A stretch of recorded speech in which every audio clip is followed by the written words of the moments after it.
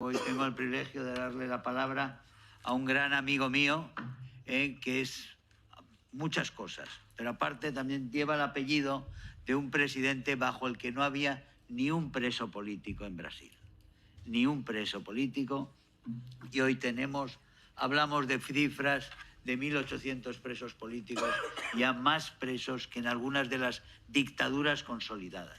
En ese momento voy a dar la palabra a Eduardo Bolsonaro, que es un gran amigo nuestro y que es uno de los arietes de esta lucha por la libertad. Muchas gracias, Eduardo.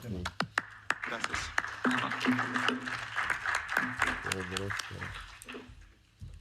Hope this is a Brazilian coffee. Huh?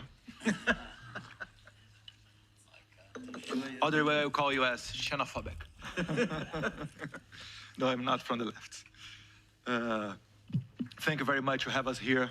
Herman, Rob, you are really allies. You are doing a lot for us. Sometimes people do not realize how important it is we come to a place like this here and talk to all of not only Europe, but mainly Western Hemisphere about what is going on in Brazil.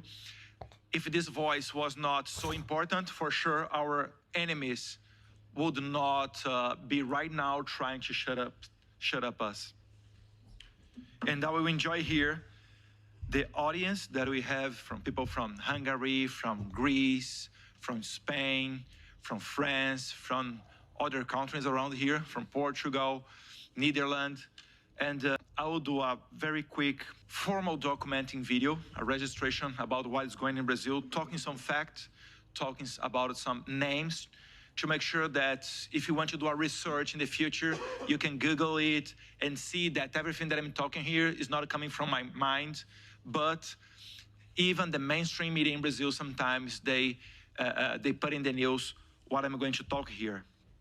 I could talk here about several cases. I would just tell you 3 or 4 about the worst things that happen in Brazil.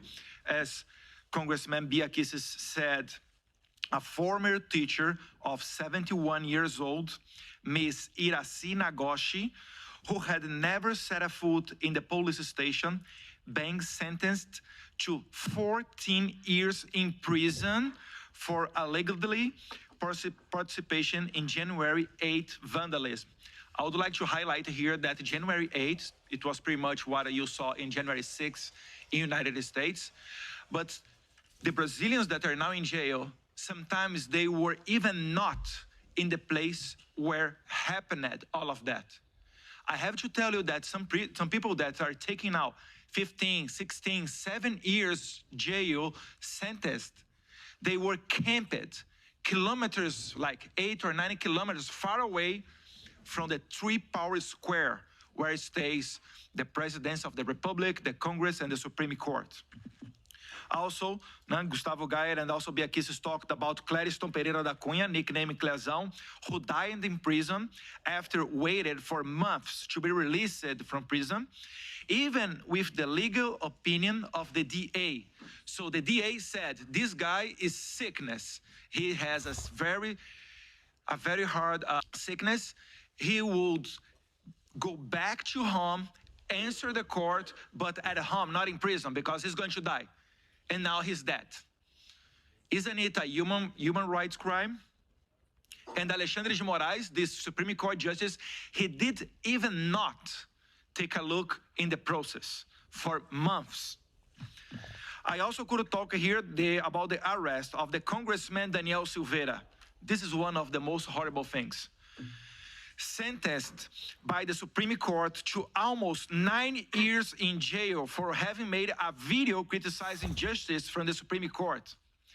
Daniel Silveira received a presidential pardon from President Bolsonaro. Listen, this congressman was in jail.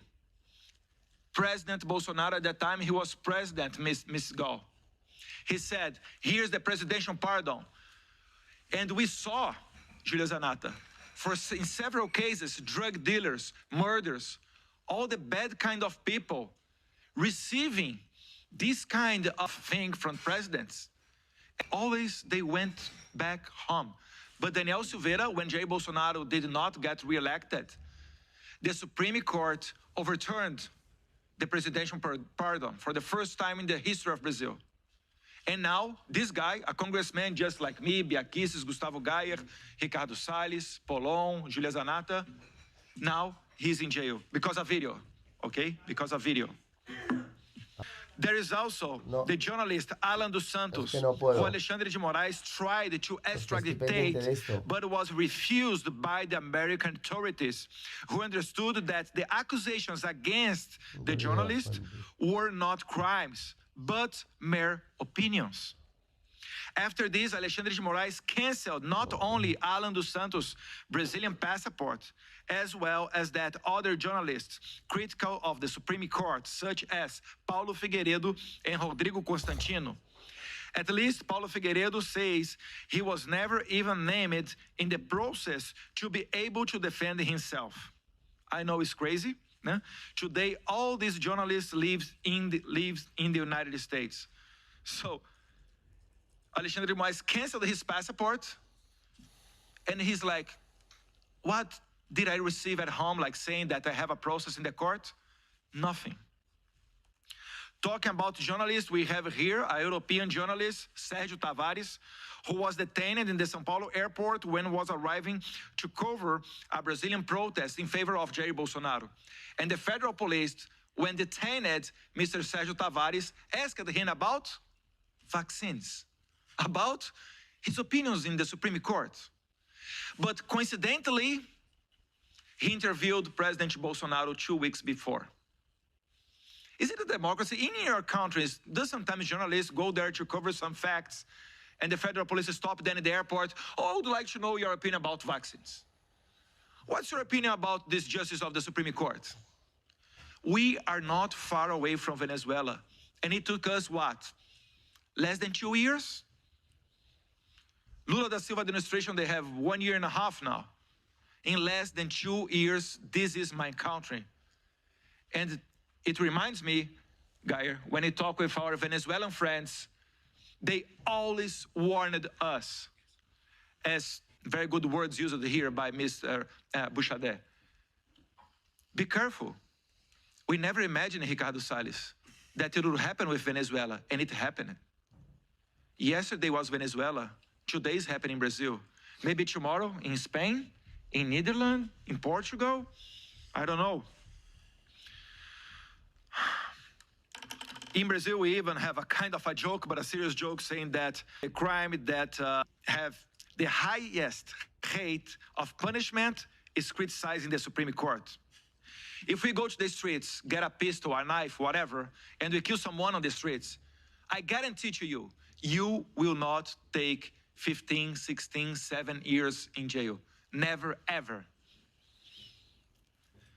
Going on about the Twitter, this mission to bring light to the events taking place in Brazil occurs at the exact moment that the Twitter Files Brazil scandal comes to light. I would like to highlight 2 points before of all. First thing is, Elon Musk, the owner of Twitter, current X, bought Twitter in October of 2022, during the Brazil's electoral period. So while we are talking here about Elon Musk and Twitter, these things happened during the Brazil election time. Second thing, Alexandre de Moraes, the Supreme Court Justice, he held the position not only to be Justice of the Supreme Court, but also the President of the Superior Electoral Court, which is the body that administrates and judges everything related to the elections in Brazil. In a recent statement, Elon Musk said that Minister Alexandre de Moraes ordered Twitter to block profiles, include those of parliamentarians, without even the right to contradict or broad defense. And he instructed, as Ms. Biaquices here said, he instructed Twitter to do not inform the blocked users that the order came from him. What else can I talk about this? I'll be very honest with you. Elon Musk has to prove what he's talking. And the other congressman, Nicolas Ferreira, the most voted ever congressman in the last election, he asked by Twitter using X, Mr. Eduardo Cader, Elon Musk, could you please provide us more information about what you're talking about?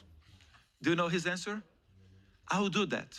But first, I have to take out from Brazil my employees because they are threatened to go to jail. This is very serious. I mean, Elon Musk, please, he's not like a Bolsonarist, as part of the media of Brazil is talking now, the Bolsonarist Elon Musk. Or even the Trumpist, because he said by his own that in a couple of years ago, he was used to vote in the Democratic Party. I mean, left wing. So this is not someone from our bubble. This is not someone like a regular guy. He's the most, or one of the most, the richest men in the world talking about it. In response to Musk's recent statements, Alexandre de Moraes decreed a fine of around 17,000 euros per day per each profile that Twitter unblocks. The legacy media in Brazil calls those who unblock profiles as anti-democrats, while the authority that silence people on the internet as the bastions of democracy. This narrative no longer stands up. And things get even worse when you analyze the reasons why these profiles were blocked. The intention is to crush opposition to Lula in Brazil through the unconstitutional use of the Supreme Court. As we are here in a very good environmental, going to the end, Mr. Herman Tesh, I will not read everything that I wrote here. Only to have one idea. My father, former president of Brazil, he was, like a couple of days ago, he was under investigation. Do you know why, Rob? Because we bought a good car, Mr. Frias, because we are rich, because I'm a millionaire. Oh, the son of Bolsonaro is a millionaire now. He used the influence of his father and earned a lot of money while his father was president. No, because there is a video where Jair Bolsonaro was in a jet ski and he passed by a whale on the sea. Yes, I will repeat again, because I see some faces here that maybe you did not realize what I'm talking about. Jair Bolsonaro was in a jet ski on the sea. There was a whale on the coast of the state of São Paulo. In this video, my friend Herman Tesh, looks like he was 15 meters close of the whale. That's it. This is the crime. 2 to 5 years in jail. But in Brazil, things always, Sérgio Tavares, Lili, Jamile, Marco Antônio Costa. In Brazil, things always can get worse. Do you know who reported this crime for the federal police? The environmental minister of Lula da Silva. The kind of people that go to the COP, or sometimes come here together with Lula da Silva to the European Parliament, saying good things about the climate. Oh, I'm worried about what is going on in Amazon. But she has time to stop all of her work, I mean, if she really works, to do this kind of thing. And the first police officer that received this denouncement, he refused to go on with the investigation. But Marina da Silva, the environmental minister of Lula da Silva, she's brave. And she appealed for a second police officer. And this police officer took that. Nowadays, a couple of days ago, this case is no longer under investigation. But my father still has to pay a fine of about 500 euros because other organism called IBAMA is also persecuting him. Not only the police with the environmental minister of Brazil. So going to the end here, one of the practical results that we already have here with the invitation of Mr. Rob and Mr. Herman Tesh is that yesterday, the chairman of the House said that there is no room to revoke the regulation of social media in Brazil. Because everything that is coming up, Mr. Bouchardet, about the Twitter files Brazil, the press noticing that we are here, he said there is no atmosphere to vote the regulation of the social media in Brazil. What is a victory to us? We are very happy with that. And in Brazil, part of the media is starting with a narrative saying that Eduardo Bolsonaro and some other congressmen, we are talking with Trump, with Elon Musk, with our friends from Chega and Vox. In this article, in some of the press, they said that I retweeted Santiago Abascal and I retweeted André Ventura. So this is the network of the extreme, far, far, far ultra-right that is attacking the democracy in Brazil. I'm serious. I laugh. At the first point, I laugh. But the second point is the narrative prepare the judicial actions. And they are smart. Every month, at least twice, all of them, I go out to the US Congress, to Argentina, now here to our friends in Belgium, Portugal. I'm going to the CPAC in Hungary. I hope so, inshallah. They can do that, create this narrative that I'm attacking the democracy with my friends here, to send the federal police to our houses and get our passports and take our passports, to stop with this work. Because we are taking them out from this comfortable atmosphere. Because one of the things that they love, Mr. Herman Tesh, is travel abroad and talk about democracy and liberty. Be careful. Alexandre de Moraes and some other Supreme Court justices, they go all around the world teaching the good example of Brazil. How did they do to keep the democracy in Brazil? So this is a warning for you, and thank you very, very, very, very much about the support and the help that you are doing to Brazil. Thank you. Muchas